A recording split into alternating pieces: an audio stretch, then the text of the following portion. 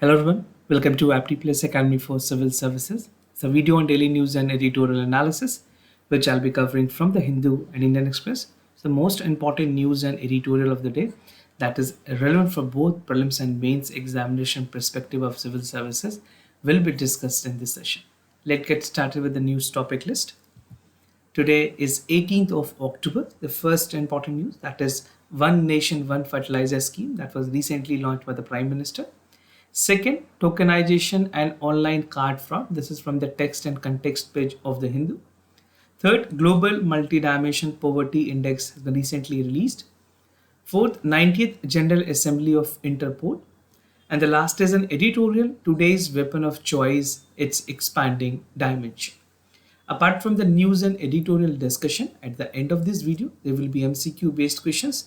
These questions will be based on current affairs that will help you for the upcoming prelims examination. So without any further delay, let's get started.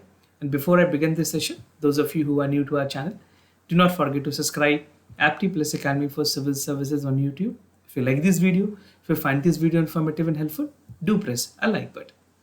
So starting the session with the first news of the day, One Nation One Fertilizer scheme, something important for General Studies paper 2 under the subtopic Government Policies and Intervention for the Development of Various Sectors and Issues Arising from its Design and Implementations.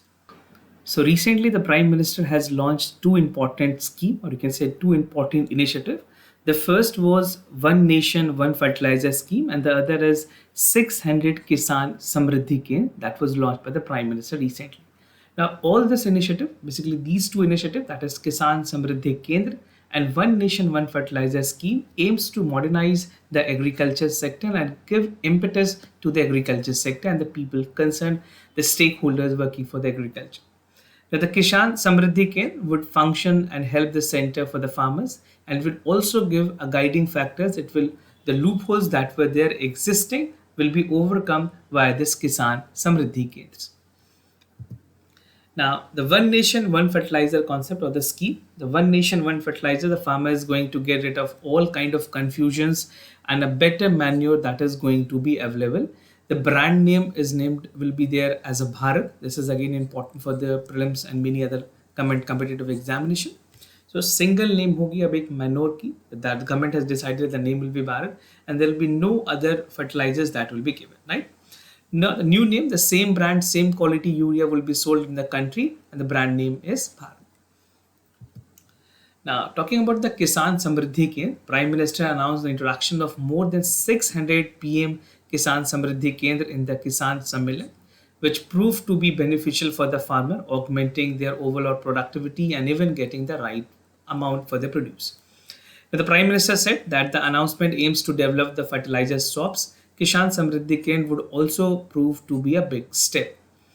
Now, under the scheme, more than 3 lakh fertilizer shops will be developed as a Pradhan Mantri Kisan Samriddhi Kendra, where every information will helping the farmer to basically get the right idea about their cropping pattern and even get more information on their fertilizers part, how to be utilized.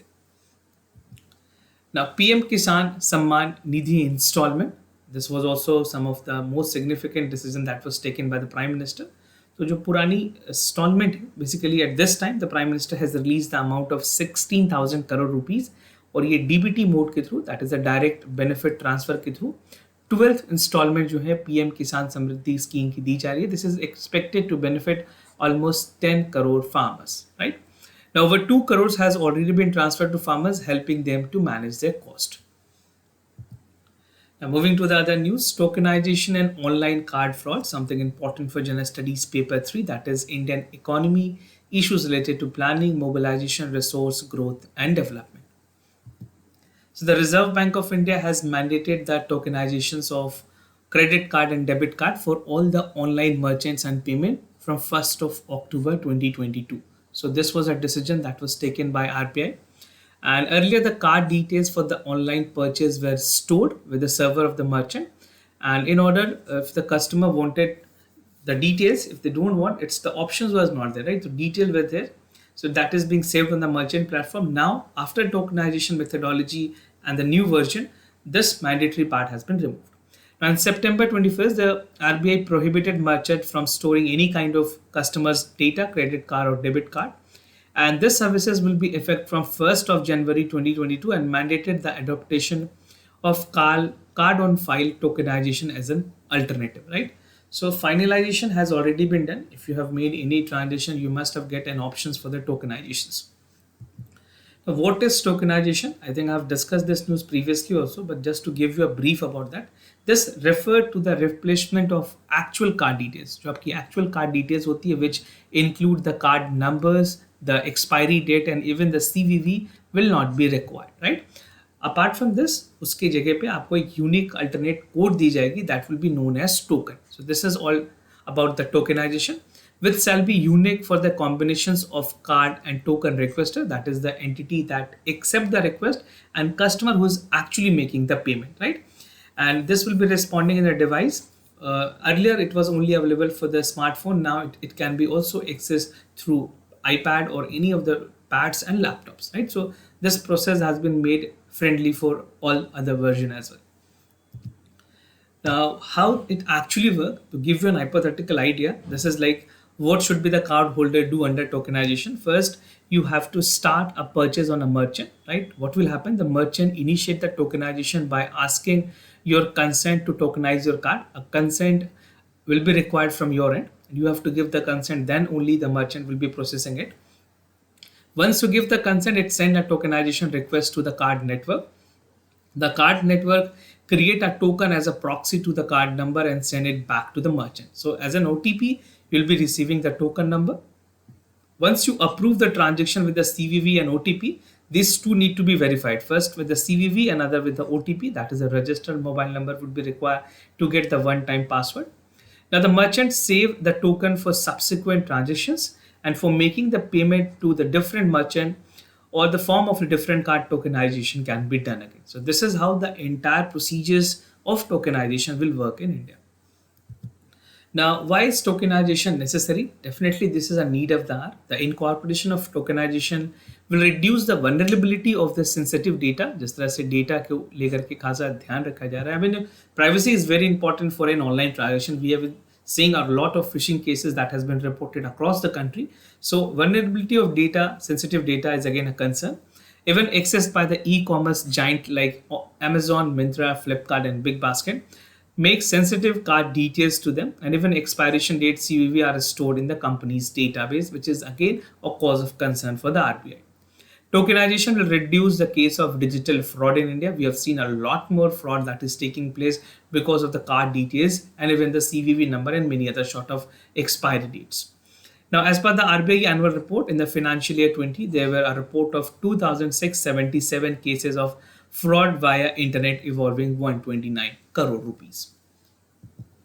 What is the benefit of tokenization? Definitely, if the RBI has come up with state-of-art technology, software upgradation, there are a lot of benefits are there, but some of the major benefits that even if the hacker and the scammer were to get in hand on it, they will not be able to make the transition possible. And it is an encrypted file that will be there. Even the entire process will be secure in nature. Tokenization pave way for the advanced innovation in the payment ecosystem in our country, and it will strengthen the trust between the customer and the business partners. Now, the other news, Global Multidimensional Poverty Index release, something important for General Studies paper 2, that is important international institution, agencies, structure, and their mandate. So according to the latest Global Multidimensional Poverty Index, which is also known as MPI, which was released recently, as many as 41.5 million people lifted out of the poverty. This is what has been reported in the latest MPI. And this is a good news with regard to the overall people that has been lifted out. And 15-year period, that is for 2005 to 6, from 2019 to 21. So this was a time duration upon which these people were lifted out. Now, 2/3 of basically in the first 10 year and third in the following of 5 years. So this is the consecutively year time lag upon which these data were reported. Now, the Global Multidimensional Poverty Index is released by the United Nations Development Programme, Oxford Poverty and Human Development Initiative. Right. So these two names are important. This can be relevant for the prelims examination also. Now, finding of the reports, this is again important specifically for the mains examination. Suppose if you're highlighting this kind of question, if you're answering and then attempting in question, this type of data might be relevant for the mains examination. So the multidimensional poverty index released recently shows that the incidence of poverty in country has fallen from 55.1% to 16.4%. It's a good number and substantial progress has been made. So you need to take a note of this data. Improving MPI for India has contributed significantly for poverty reduction in South Asia. This is for the first time that the region with the latest number of poor 38.5 crores compared to 57.9 crore in sub-Saharan and African countries. Worldwide total, there are 610 crores people that is reported from 111 developing countries and 19% or 120 crore of the multidimensional poverty. Almost half of them are severe in poverty categories. Now, there are indicators that look upon the entire ranking. So, the global MPI constructs a deprivation profile of each household and a person through 10 indicators spanning health, education, and standard of living. All indicators are equal weighted within each dimension. The global MPI identifies people as a multidimensional poor if their deprivation score is 1:3 or higher. State की performances की अगर बात करें, some states in India like Bihar is the poorest state. This was reported in 2015-16 has saw a fastest decline in the MPI value in the absolute term. The poverty indices there decreased from 77.4% to 52.4% to 37.4%. So these are the progress that has been made. Now the 10 poorest states apart living from West Bengal, this was among the 10 poorest state. और अगर state की performance की बात करें, this include Bihar, Jharkhand, Meghalaya, Madhya Pradesh, Uttar Pradesh, Assam, Orissa, Chhattisgarh and Rajasthan where the among the 10 poorest state that were reported as per the NPI. Now, India has by far the largest number of poor in the world, with total numbering and total amounting to 22.8 crores. This is followed by Nigeria, which has 9.6 crore people.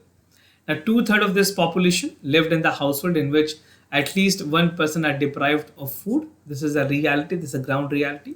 And there are also 9.7 crore of the people or the poor children in India that were reported. That total number of the people, children and adult combined, and any other country is covered with the global MPI. So even the number for India is pretty high. Government definitely need to work for it. The stakeholders, the private participation is essentially required. We as an individual can also contribute to help all the poor people who are unable to afford their food and many other things, right? So definitely a comprehensive collaborations between the government, stakeholders, private partnership will call for a lot more progress. Now, what was the effect of COVID-19 pandemic on poverty? So as per the MPI report, it does not fully assess the effect of COVID-19 and pandemic on the poverty in India, as 71% of the National Family Health Survey data were used for the MPI collected before the pandemic, right? तो जितनी भी data use की गई COVID के पहले की है. So in anticipation and exact data for the post-COVID was not released. This will be released in the next MPI that will be released on the report. 19th General Assembly of Interpol, something important for General Studies Paper 3, that is important international institution, agencies, structure and their mandate. So this is precisely important for the prelims examination also. Addressing the 90th General Assembly of Interpol, Secretary General of Interpol said that Interpol has no role in curbing the state-sponsored terrorism and it focuses on ordinary law crime. This was a statement that was given by the Secretary General, and he said that account for more for a majority crime that occurs across the world. Now, he said that Interpol is a platform that allow its members to share the information with each other member countries, and this is for the second time in India after 1997 that 195 member strong body is having a conference in India, right?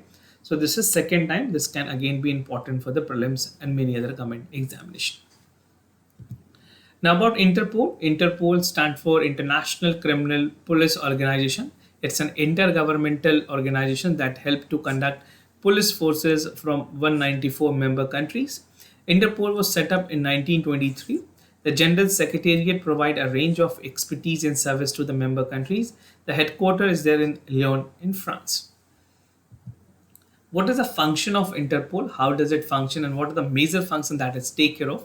Interpol is a secure information sharing platform that facilitate criminal investigation of the police forces across the globe, and it also collect and disseminate the information received from the various police forces. So it's a kind of a conglomerate that collect all the information from different countries regarding any crime reported for an individual or for any organization. It keep track records of the movement of the criminal, under which the police radar, even for any suspected individual, will be taken care of with Interpol. And police forces which has either sought an Interpol assistance can even get an opinion or particular information about an individual. Now, aided by a state-of-art database, the computer analytics, Interpol operates round the clock employees and even for the best mind work for the crime analysis and technology. It promotes the widest possible mutual assistance between the criminal and the police forces. Now, there's a red notice which is usually issued by the Interpol. So, the structured communication issued by the Interpol to the member nation is notifying a person against whom arrest warrant is pending. So, red notice की अगर बात करें, basically ये जो arrest pending होती है किसी individual fugitive के लिए, that is a red notice. There are many other 5 other notices we have already discussed in the other videos. If you want, you can check out the videos. Now, notice issued all member nation if named individual located in the countries have immediate communication that is sent to the nation and want to connect it with a criminal investigation. So, investigation is pending, any criminal investigation is pending, and that is fugitive.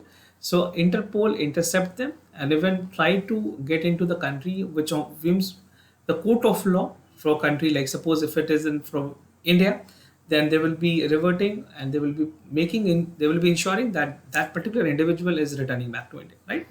Now, India has 780 red notice open against various fugitive, including 33 issued this year, and the last year a location of 65 Indian fugitive has been identified through the red notice. Now, expectation from Delhi meeting, which is ongoing. The entire global police leadership will be there in Delhi for the session. Smuggling of arm and drug continue to worry for desire to see a stable world order. And this session is expected to throw up a few tricky questions involving protections giving the deviance by establishment through some region, world on the ground, and dubious economic and sovereign consideration. So these are some of the things that is expected from the Delhi meeting.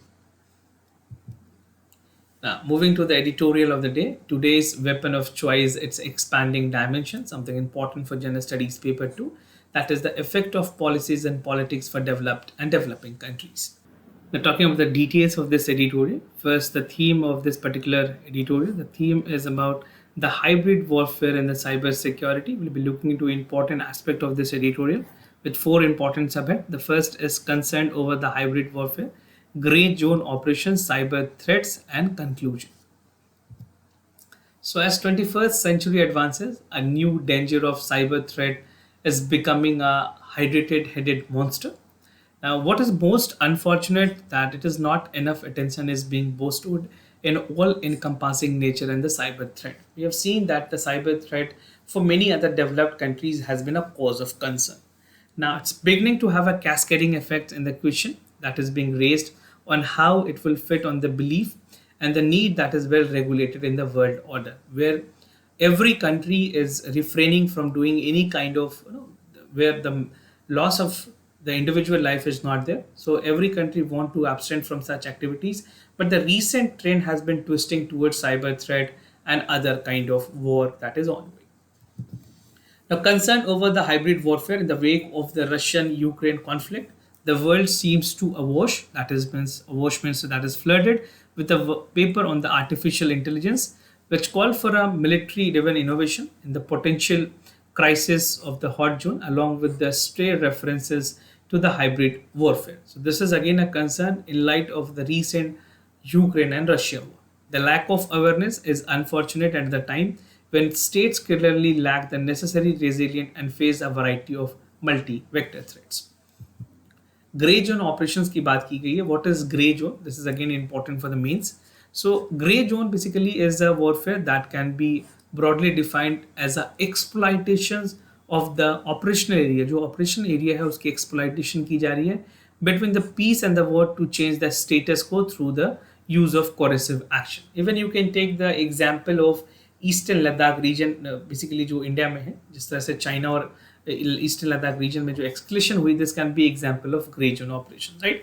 So grey zone operations fall outside the traditional concept the conflict and have a new battleground, especially in regard of the cyber warfare.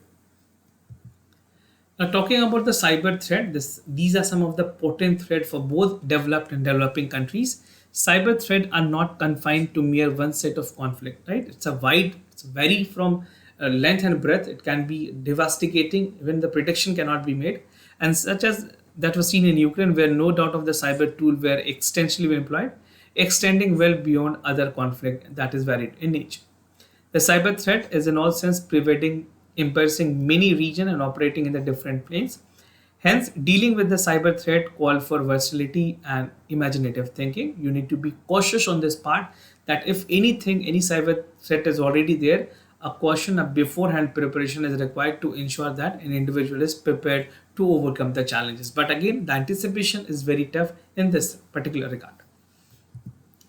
Now, talking about the conclusion, it is evident that the cyber reclaim is no longer confined to events such as Russia's Ukraine war. Several non-state actors, or you can say the states, engage in the hybrid warfare and distortion day-to-day practices, including examination. They pose legal, ethical, and real dilemmas.